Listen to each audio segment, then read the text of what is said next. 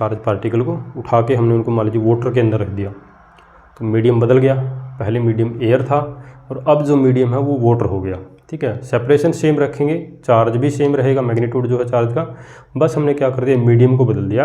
और हमसे पूछ सकता है कि आप कंपेयर करो या रेशियो निकालो कि पहले फोर्स क्या था और अब फोर्स क्या है। तो इस तरह के क्वेश्चन आ सकते हैं। तो थोड़ा सा परमिटिविटी के बारे में थोड़ा सा और हम यहाँ पे डिस्कस कर लेते हैं। देखिए,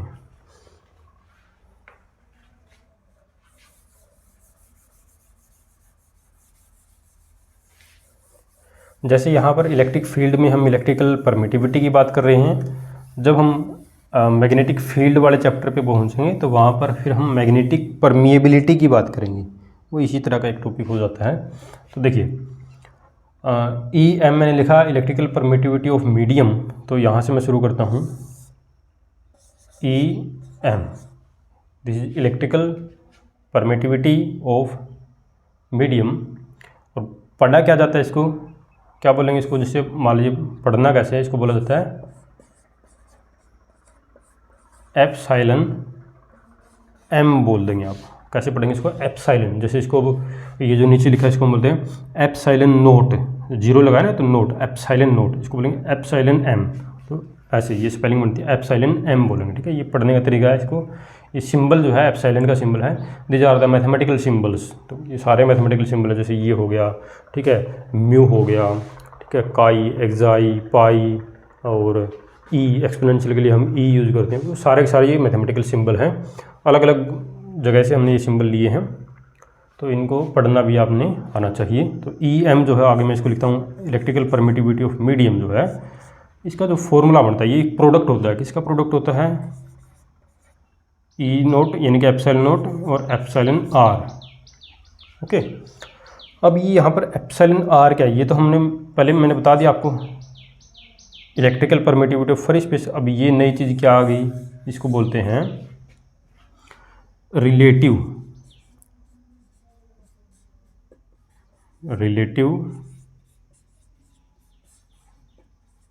electrical permittivity, relative electrical permittivity बोलते हैं। तो ये जो मीडियम की जो परमिटिविटी आती है, ये इन दोनों का एक तरह से प्रोडक्ट होती है। ठीक है, और यहाँ से अगर आप रिलेटिव इलेक्ट्रिकल परमिटिविटी के लिए फॉर्मूला देखोगे तो वो बनेगा इस तरह का। ठीक है, तो ये भी एक इम्पोर्टेंट फार्मूला है काफ़ी, हम इसका यूज करेंगे। और ये जो रिलेटिव इलेक्ट्रिकल परमिटिविटी है, इसी को हम बोल देते हैं फिर बाद में डाई इलेक्ट्रिक कॉन्स्टेंट। ये जो है ना, यही हमको डाइलेक्ट्रिक कांस्टेंट बताएगा किसी मीडियम का डाइलेक्ट्रिक कांस्टेंट कितना है। वो रिलेटिव इलेक्ट्रिकल परमिटिविटी हमको वो भी बताएगी। तो लिख सकते हैं आप डाइलेक्ट्रिक कांस्टेंट को भी हमको ये बताता है, डाइलेक्ट्रिक कांस्टेंट, जिसका सिंबल आपने शायद 11th क्लास में थोड़ा बहुत पढ़ा होगा। तो डाइलेक्ट्रिक कांस्टेंट कैपिटल के हम यूज़ करते हैं। देखो कंफ्यूज मत करना, यहाँ पर मैंने कैपिटल के लिखा और यहाँ पर मैंने स्मॉल के लिखा है। स्मॉल के इलेक्ट्रोस्टैटिक फोर्स कांस्टेंट को एक्सप्लेन कर रहा है, कैपिटल के जो है वो डाइलेक्ट्रिक कांस्टेंट को यहाँ पर एक्सप्लेन कर रहा है।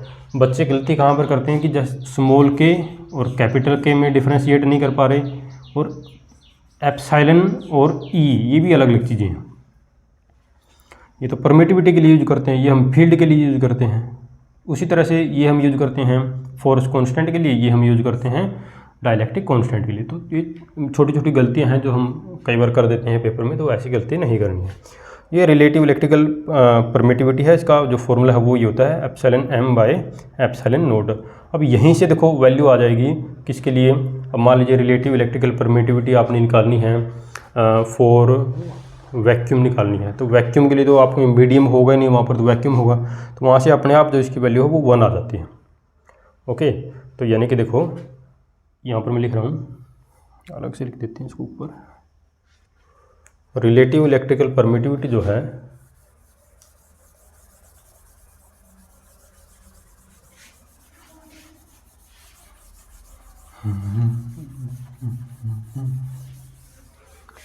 देखेंगे,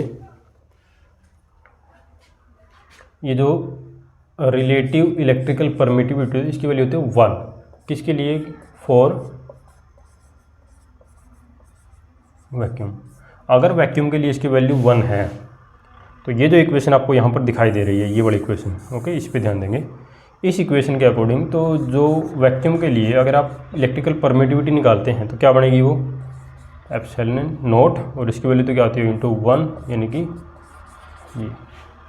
ओके, तो इसलिए मीडियम की परमिटिविटी की जगह हम डायरेक्ट एप्सिलॉन नॉट लिख देते हैं फॉर वैक्यूम, क्योंकि वैक्यूम के लिए जो रिलेटिव इलेक्ट्रिकल परमिटिविटी है वो कितनी आ रही है आपकी, वो आपको 1 मिल रही है। ठीक है, तो ये हमने डिस्कस कर लिया यहाँ पर कूलम्ब्स लॉ के बारे में। अभी देखो, जैसा मैंने बताया कूलम्ब्स लॉ में हमने क्या चीज़ देखी है, क्या चीज़ हमने फाइंड की है। हमने कूलम्ब्स लॉ में फोर्स फाइंड किया है, हमने कूलम्ब्स लॉ में जो है फोर्स फाइंड किया है।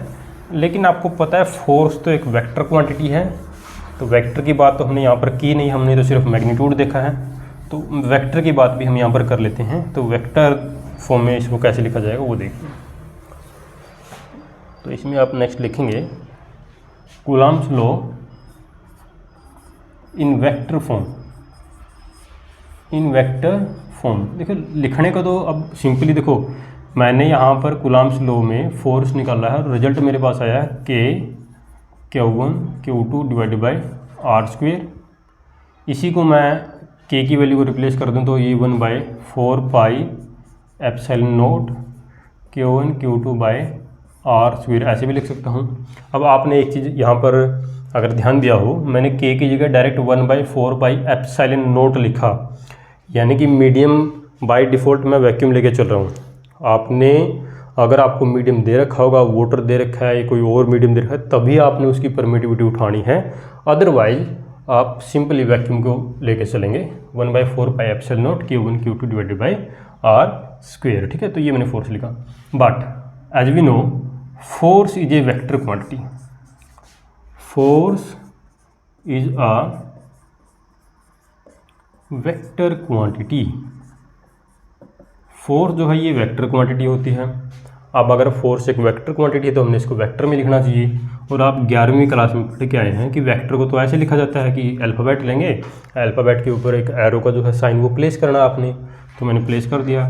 तो इसको इधर लिखा जाएगा 1/4 pi epsilon naught Q1 Q2 divide by r²।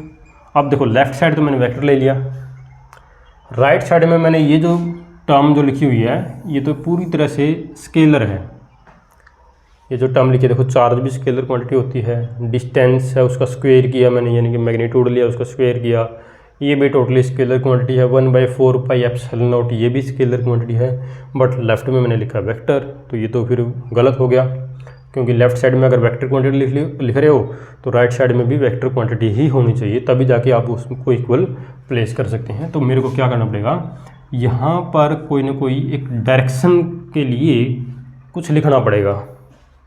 अब 11th क्लास में हम पढ़ के आए कि डायरेक्शन जब हमने असाइन करनी होती है किसी भी क्वांटिटी को, जब हम डायरेक्शन देना चाहते हैं तो डायरेक्शन देने के लिए, और हम उसका मैग्नीट्यूड नहीं बदलना चाह रहे, हमारे पास एक क्वांटिटी है, स्केलर क्वांटिटी है, कोई भी आपके पास क्वांटिटी है, हम उसको डायरेक्शन असाइन करना चाह रहे हैं और हम उसके मैग्नीट्यूड में कोई चेंज नहीं करना चाहते, तो आपके पास सबसे इजी मेथड क्या है कि उस क्वांटिटी को यूनिट वेक्टर से मल्टीप्लाई कर दो।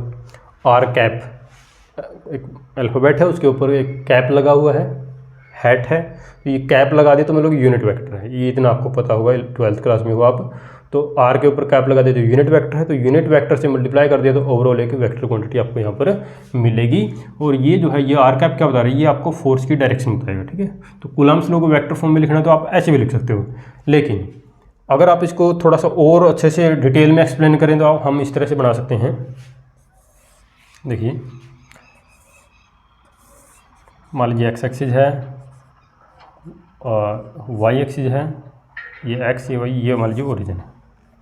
यहाँ पर मैं क्या करता हूँ कि वेक्टर फॉर्म लिखने के लिए यहाँ पर मैंने एक पार्टिकल, जैसे उसमें मैंने ए और बी दो पॉइंट लिए थे, तो मैं ले लेता हूँ यहाँ पर ए पॉइंट ये है और ये है आपका बी पॉइंट। ए पॉइंट का पोजीशन वेक्टर मान लीजिए मैं लिख देता हूँ इसको r1। Okay, position vector 11th class में हमने पढ़े थे। पोजीशन वेक्टर क्या होते हैं, the vector drawn from the origin to the position of the point. A vector drawn from the origin to the position of the point is known as position vector. तो ये हमारे पास position vector है। Again यहाँ पर देखिए ये भी हमारे पास क्या है, पोजीशन वेक्टर है।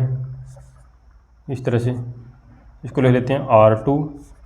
ओके, अब देखिए ए पॉइंट पर चार्ज है Q1 और यहाँ पर चार्ज है Q2, Q1 Q2। तो ए से लेके बी तक का यहाँ पर एक वेक्टर और ड्रॉ करोगे तो इसको बोला जाएगा क्या, इसको बोलते हैं हम डिस्प्लेसमेंट वेक्टर। क्या बोलते हैं इसको? Displacement vector. तो इसको हम R12 R21 कुछ भी आप लिख सकते हो, मान लीजिए मैंने लिख दिया R12 vector. Okay, R12 vector, ये पोजीशन वेक्टर, ये भी पोजीशन वेक्टर और ये displacement vector. Okay, displacement vector. तो हमने यहाँ पर वेक्टर की फॉर्म में इसको लिख दिया। अब आती है हमारी फोर्स की। देखिए ए पॉइंट पे जो पार्टिकल है यहाँ पर चार्ज कितना है? Q1 है। बी पॉइंट पर चार्ज क्या है? Q2 है। तो यहाँ पर जो पार्टिकल है ये इसके ऊपर फोर्स लगाएगा और ये बड़ा पार्टिकल इसके ऊपर फोर्स लगाएगा। दोनों मान लीजिए अगर हम मान लेते हैं कि लाइक चार्ज है, दोनों पॉजिटिव हैं, तो ये उसको रिपेल करेगा, धकेल लेगा इधर। इसको बोलेंगे मान लीजिए force on particle 2 due to 1, और ये पार्टिकल इसके ऊपर फोर्स लगाएगा रिपल्सिव, ये इसको इधर धकेलेगा, तो इसको बोल देते हैं force on particle 1 due to 2। तो यहाँ पर हम फाइंड करेंगे F12 और F21 दोनों हम फाइंड करेंगे। तो पहले मैं F12 फाइंड कर लेता हूँ। फॉर्मूला आपको पता ही है 1/4 pi epsilon naught Q1 Q2 divided by, देखिए सेपरेशन यहाँ पर जो है उसका हमें स्क्वायर लेना है। तो नीचे अभी तक वेक्टर की बात नहीं हो रही, तो R12 लिखो, R21 लिखो, कुछ लिखो, उससे कोई फ़र्क नहीं पड़ेगा, हमने उसका स्क्वायर ही करना है। तो यहाँ पर मान लीजिए मैं लिख देता हूँ R21 वेक्टर, इसका आपने मोड लिया। ये मोड भी हम वेक्टर में पढ़ चुके हैं, 11th क्लास में आता है modulus of A vector. Modulus of A vector क्या होता है? किसी वेक्टर का मैग्नीट्यूड होता है। तो दोनों एक वेक्टर के साइड में दो लाइन लगाई, पैरेलल लाइन, तो उसको बोलेंगे, क्या बोलेंगे? मोड ऑफ ए वेक्टर, और वो होता है मैग्नीट्यूड होता है। ठीक है, आगे देखिए अब क्या करना है नेक्स्ट स्टेप में। अब अकॉर्डिंग टू फॉर्मूला तो यहाँ पर स्क्वायर होता है, तो R21 इसका मैंने क्या कर दिया? स्क्वायर कर दिया। अब यहाँ पे क्या करना है? स्क्वायर करने के बाद डायरेक्शन की बात आती है। डायरेक्शन किधर होगी? देखो F12, यहाँ पर क्या लिखा मैंने? F12 ये वेक्टर है, ये F12 आपको दिखाई दे रहा है यहाँ पे। तो डायरेक्शन देखिए किधर है, ये डायरेक्शन इधर जा रही है इस तरह से। ये जो पार्टिकल है, इस पार्टिकल के ऊपर फोर्स लगा रहा है और ये इधर जा रहा है ऐसे। ओके, तो ये इस डायरेक्शन को असाइन कैसे करोगे? इस डायरेक्शन को असाइन करने के लिए हम क्या करेंगे? हम एक यूनिट वेक्टर यहाँ पर लेंगे। वो यूनिट वेक्टर क्या करेगा? वो यूनिट वेक्टर हमको इस फोर्स की डायरेक्शन को बताएगा।